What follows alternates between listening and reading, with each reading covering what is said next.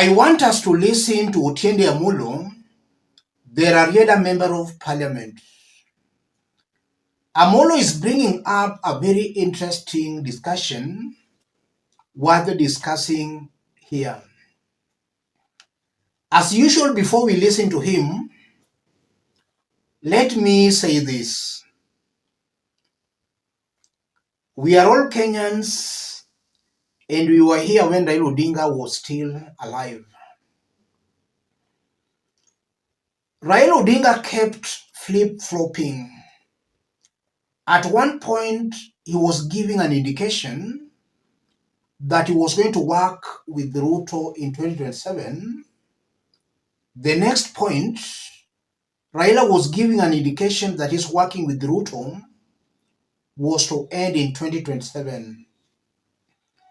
That ODM was to support Ruto till 2027, but not inclusive of 2027 general election.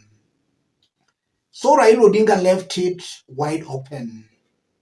He was not clear whether ODM party was to support Ruto in 2027. I think that's the correct position. And I've always explained that that was a political strategy by Raila Odinga to get the best of a political deal come 2027. We are in a game of politics, and there are betrayals in politics. So Raila Odinga was just trying to be safe as he works with Ruto. If Raila Odinga could have made it clear and open that ODM was to support Ruto in 2027, nobody knows. Maybe William Ruto could have supported him in that 2027 presidential election. So Raila Odinga died when his position was not clearly known. When Raila Odinga was being buried, ODM leaders were giving conflicting speeches. Sifuna was saying in 2027, ODM was to field a presidential candidate.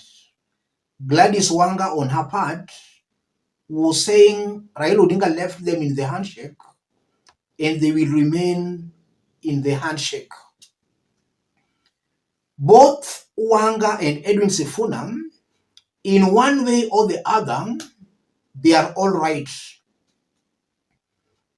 Raila left ODM in the handshake, yes, and ODM should remain in the handshake till 2027, just as Raila Odinga was saying.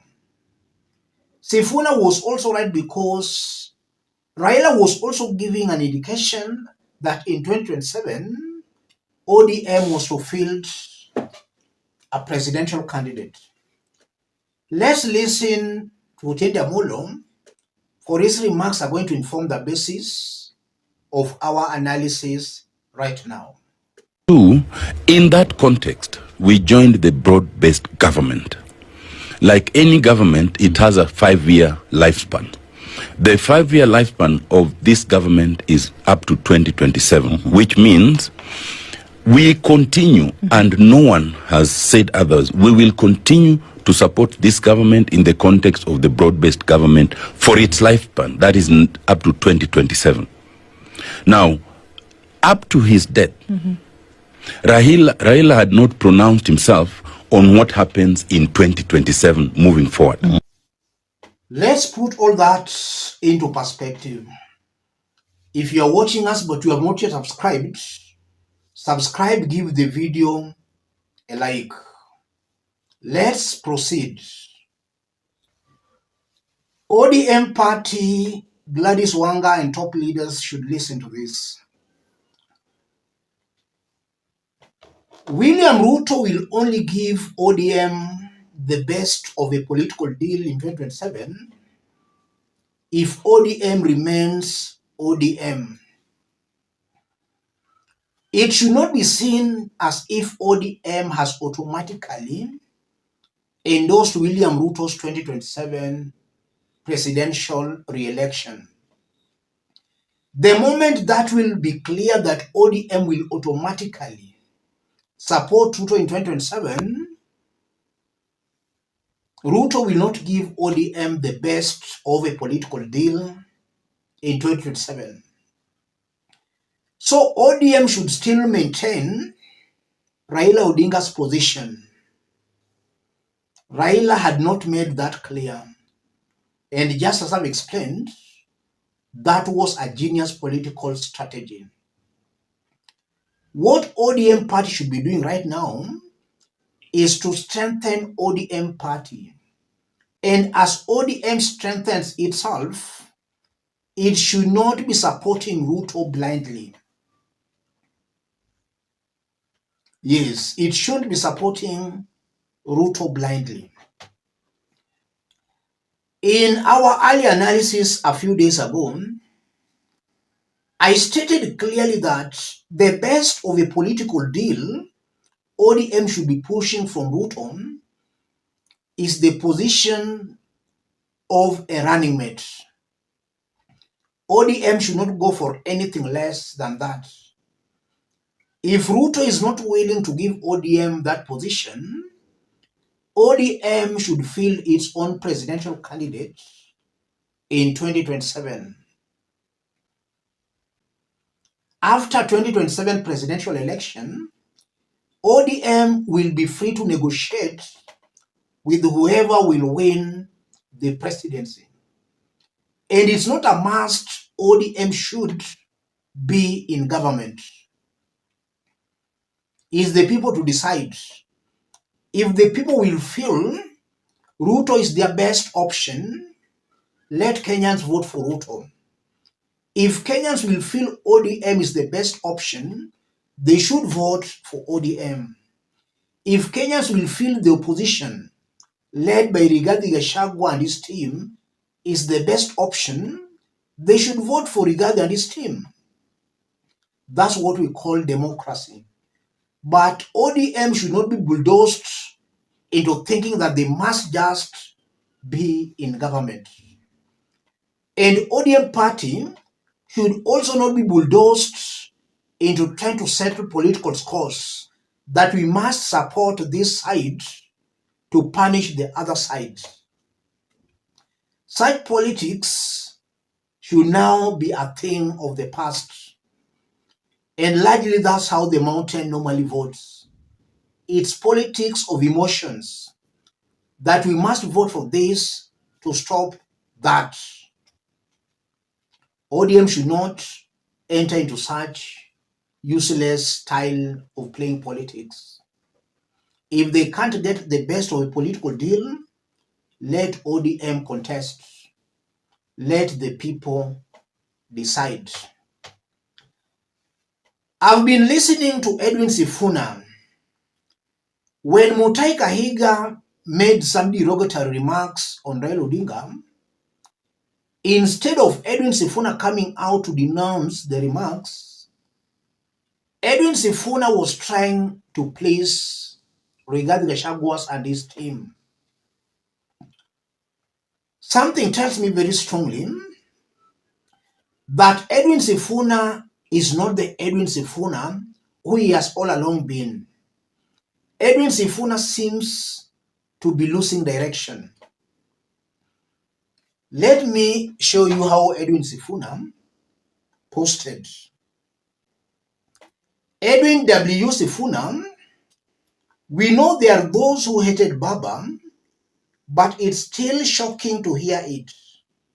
Mutahi Kahiga is easily the vilest of the bunch, but Baba taught us to always respond with love. If he was still around, the next thing you would see is him having lunch with Kahiga. If you look at those sentiments very well, Sifuna is just trying to tell Kenyans indirectly not to call Mutahi Kahiga to order, not to attack him. So this is a man who is cleverly supporting the sentiments made by Mutahi Kahiga. That's what Edwin Sifuna was trying to do. And this is meant to please the mountain support. This post, in my honest opinion, clearly painted Edwin Sifuna to the negative. This is not the Edwin Sifuna we know. Edwin Sifuna is the ODM Secretary General. And the moment Mutahi Kahiga made the remarks, he ought to have come out as the first person to condemn the remarks and to protect the position of ODM party. Sifuna seems to be driving a different agenda. In fact, Caswell's remarks were making more sense than Edwin Sifuna. When we needed a firm voice for ODM after Kahiga's remarks, Sifuna issued a very weak statement. We are forcing Gladys Wanga, who has not slept and has been with Raila's family, to start running and organize a press briefing. We have left this burden on one person, and now she is being bullied. Kasmuel Makore, 23rd October 2025. Edwin Sifuna is not the Sifuna we've all along admired. Sifuna seems to be changing goalposts. Let me stop it there, ladies and gentlemen. If you are watching us but you have not yet subscribed, subscribe, give the video a like. ODM party should remain ODM party. It should not allow itself to be swallowed by William Samoei Ruto. Ruto is the UDA party leader. He should also not be allowed to dictate terms to ODM party. The moment ODM allows itself to be dictated by Ruto, that will be the beginning of the end of ODM party. So to Wanga and his team, it's good to work with Ruto till 2027 and even past 2027. But ODM party should look at its own political interests. What is the party gaining from Ruto? Is it just there to support Ruto for nothing? Let's meet in our next analysis. Thank you. God bless you. God bless Kenya.